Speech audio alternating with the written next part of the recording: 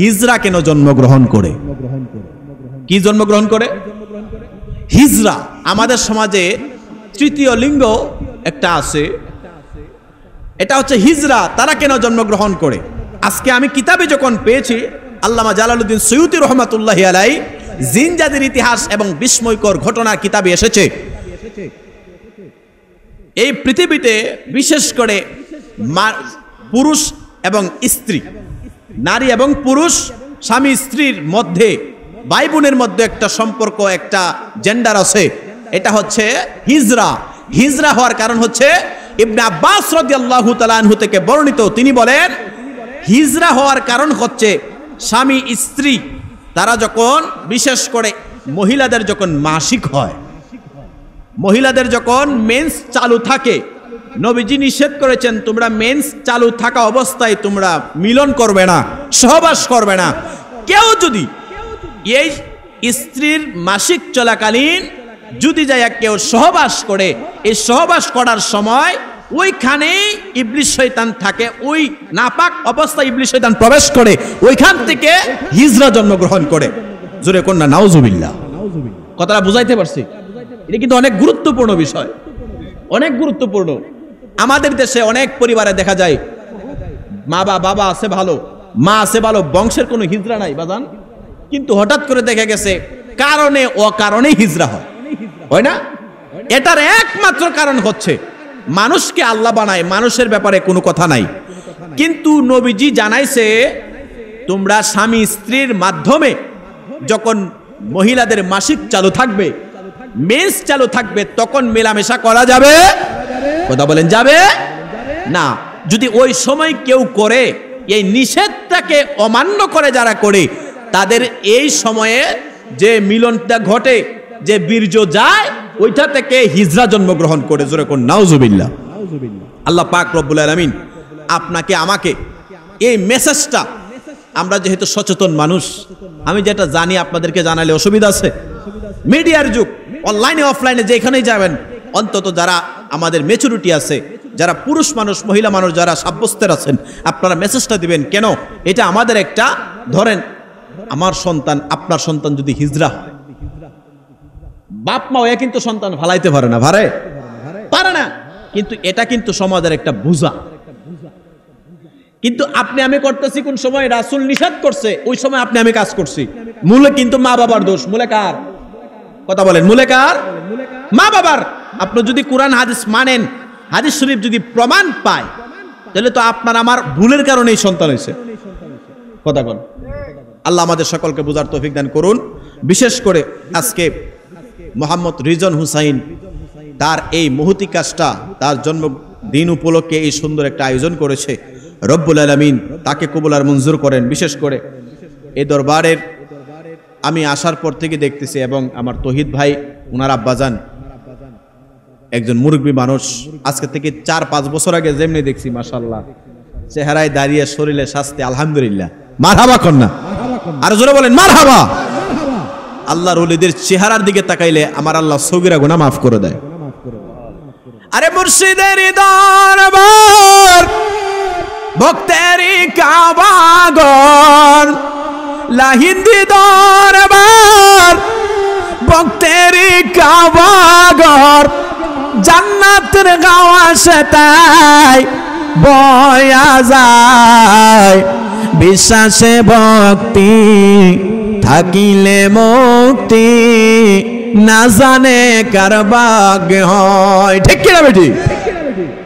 মুর্শিদ তুমি বিনে এই জগতে বান্ধব আমার কেহ নাই, বাদশা মিয়া তুমি বিনে এই জগতে বান্ধব আমার কেহ নাই, জীবনে অন্ধকার ছিল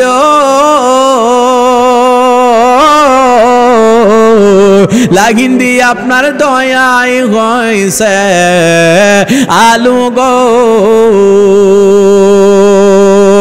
জীবনে অন্ধকার ছিল মুর্শিদ আপনার দয়ায় হইছে আলো গো।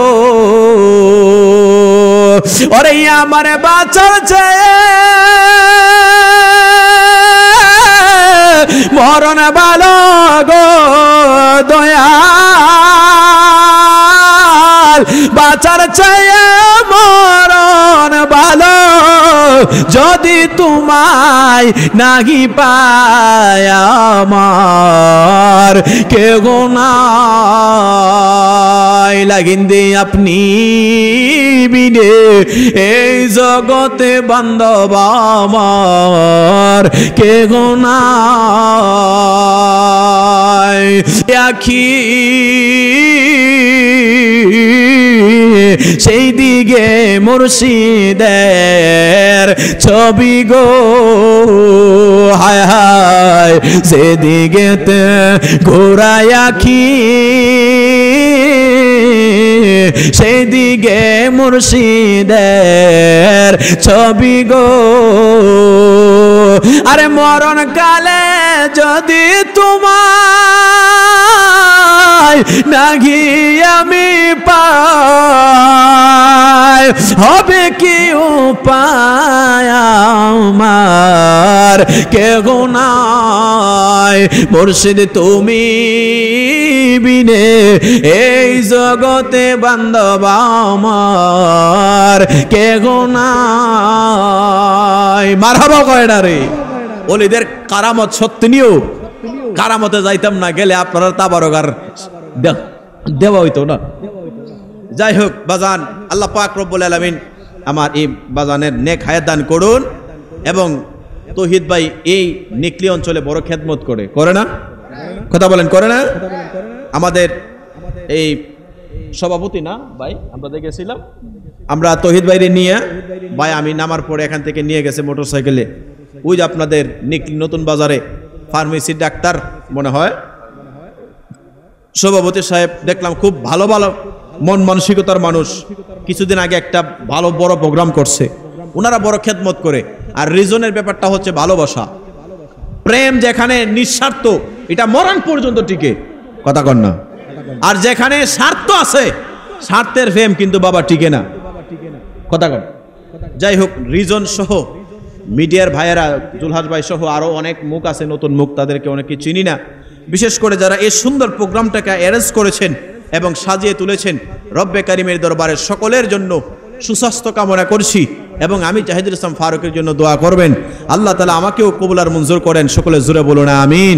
প্রেম যদি করবি রে মন, প্রেম যদি শিখিবি রে মন, সবচেয়ে চল মদিনায় আমার দয়াল নবী যেই দেশে ঘুমায়। প্রেম যদি করবি রে মন, প্রেম যদি শিখিবি রে মন, সবচেয়ে চল মদিনায় আমার দয়াল নবী যেই দেশে ঘুমায় আমার মায়ার নবী।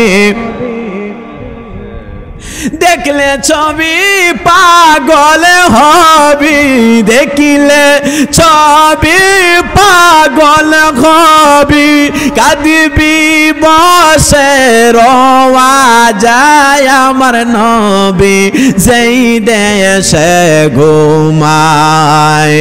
জোরে কন্যা সুবহানাল্লাহ।